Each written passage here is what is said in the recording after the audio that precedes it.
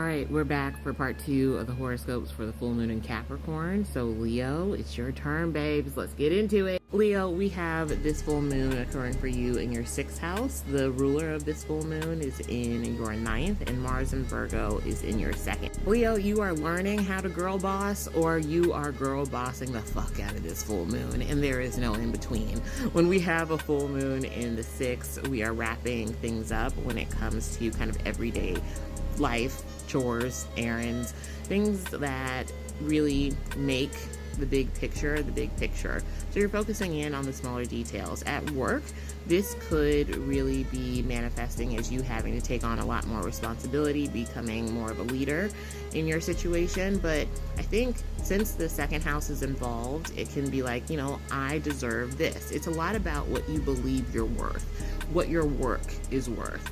And so that's how the 2nd house with Mars and Virgo comes in, is that you could be asking for a raise, some sort of promotion, because the 9th house is close to the 10th house in meaning. Sometimes it can be like, almost like, I think about it like being the rising star, and the 10th house is when that star is set.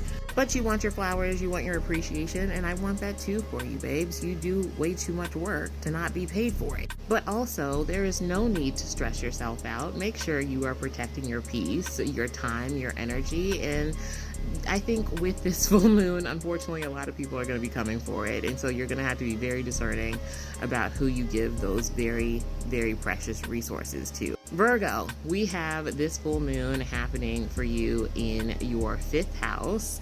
And then we have the ruler of this full moon occurring in your 8th. And Mars in Virgo is in your 1st house. So this is all about a change or transformation in self-expression. You're feeling a little feisty with Mars in your 1st, and you're learning how to temper that, or you are learning how to create boundaries is the better way that I think about that in particular. You're getting active, and I'm wondering if being active or doing some sort of physical sport, Capricorn is the goat that likes to climb. If you're getting into more like endurance sports, or like a bit like, I don't know what I'm trying to say, like tougher sports, like I think rock climbing is a hobby that I feel like is very appropriate for you in particular for this full moon in Capricorn. But again, I think this is mostly changing how you are expressing yourself. I think you're learning how to, if for some of you, it can be about learning to be more assertive, not aggressive. Just watch your words, Virgo. We're not trying to hurt people. We're not trying to verbally punch them in the face.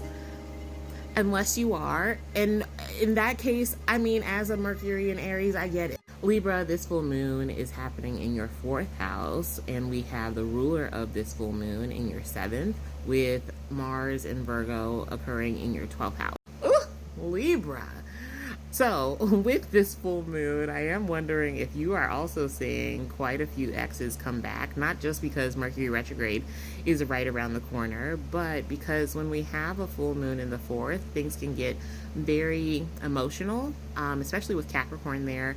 It's a time where we are repressing a lot of our emotions, or we're only showing our emotions behind closed doors, or to very specific people, because like I said, the ruler of this full moon is going to be in your 7th house. And so I'm wondering if you're learning how to express yourself to others by first overthinking or trying to kind of ferret out what you want to say to somebody else by first figuring it out up here. But to do that, you need to make sure that you are also keeping in mind your boundaries. Again, Mars in Virgo is great at actually getting things done, but it can also emotionally zap you in the 12th. And so when we're talking about a full moon that is relying so much on the past, which is why I bring up like past relationships, it can also bring up past wounds as well. The 12th house is where we find a lot of self-sabotage. And when it comes to our relationships with other people, and that being kind of like one of the main energies that's coming through this full moon, it can have a lot to do with where do we maybe feel isolated in our own relationships, especially the ones with family. Or could it be, are we returning home? Are we returning to our small town that we grew up in? Are we having to move back home? Because that could also be something that's happening at this time. Scorpio, we have this full moon happening in your 3rd house, and we have the ruler of this full moon is going to be in your 6th. And Mars in Virgo is occurring in your 11th house. Scorpio, I think there's a lot of movement happening. This could be either through getting more involved in group fitness classes and getting your body moving in that way, or this could be a lot about finding time to hang out with certain friends, in the midst of your busy schedule. Or this could manifest, I could see, in you kind of asking friends for help when it comes to getting certain goals achieved. You're coming together with people to be able to create a common goal or to achieve a common goal. Excuse me. Sagittarius, we have this full moon happening for you in your second house. We have the ruler of this full moon in your fifth house. And then we have Mars in Virgo is going to be in your 10th house. Sag, I feel like this is maybe you coming up with a way to get out of the 9-to-5 kind of rat race situation. And you are figuring out how to make your own business, or you're more interested in entrepreneurship. Either way, you're looking for some sort of freedom and self-expression when it comes to your work. Or if this is not work related, how you're expressing yourself in the hobbies that are coming through are really important to you. You are wanting to be seen for how you're expressing yourself, whether that be through a hobby, whether that be through your voice.